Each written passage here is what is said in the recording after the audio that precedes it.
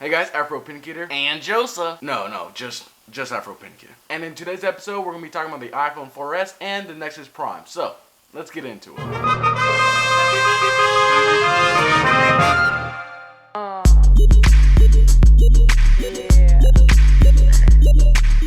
So on October the 4th, Apple announced the iPhone 4S, and no, it is not the iPhone 5. Couple key features that I was kind of disappointed in, I'll tell you right off the bat, was that no, there wasn't a bigger screen. We were all hoping, and there were a lot of rumors and a lot of case designs and stuff like that pointed at a 3.8 to 4.0 inch screen. However, that wasn't the case. It still has a 3.5 inch Retina display. That is a really good display, but it's still a little bit on the smaller side. And the other disappointment that I had, especially being on Verizon, is that there is no 4G LTE, and the only faster speeds it's going to be really is more towards AT&T. But I do have to say I'm super stoked on it having the A5 dual-core processor. It also has the Beast graphics card that is found in the iPad 2. Still has the Retina display that is awesome. And two big features that totally stood out was Siri and its new HD camera. So Siri is pretty much a personal assistant that you can just talk to. It'd be like, schedule an appointment with Paul on Saturday. I need to do a Skype call with him.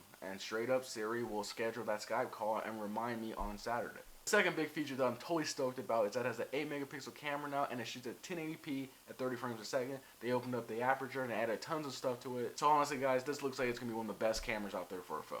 Now let's talk about the Nexus Prime, the next Nexus phone that's going to be coming out from Samsung. So the Nexus Prime is going to have a 4.65 inch Super AMOLED display with a curved glass, and it's going to have a resolution of 1280 by 720. That's pretty awesome. It's going to be powered by a dual-core OMAP processor running at 1.2 GHz, 1 GB RAM, and 32 GB onboard storage. It's going to have a 5 megapixel rear-facing camera and a 1.3 front-facing camera. Now, the Nexus Prime was supposed to be announced by Google and Samsung next week. However, it has been postponed until further notice. And the only three things that I can honestly think of that could be cons to the Nexus Prime is that maybe the screen is a little bit too big for some people.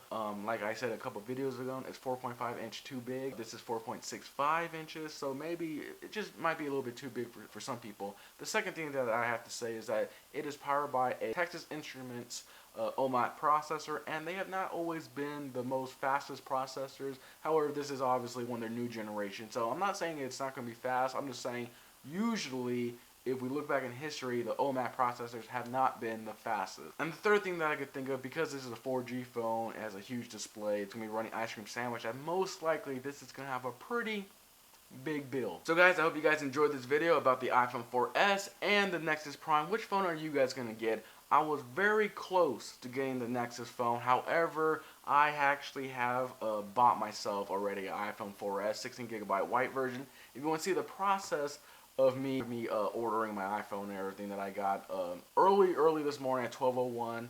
And if you guys want to see that, I'll have a video of that on my personal channel that you can, I'll have the link below or just connect it to this video somehow. So, this has been Afro Pinkit, and I'll see you guys in the next video. I guess I'm giving up my Samsung Galaxy phone. Oh well, Samsung Galaxy S out.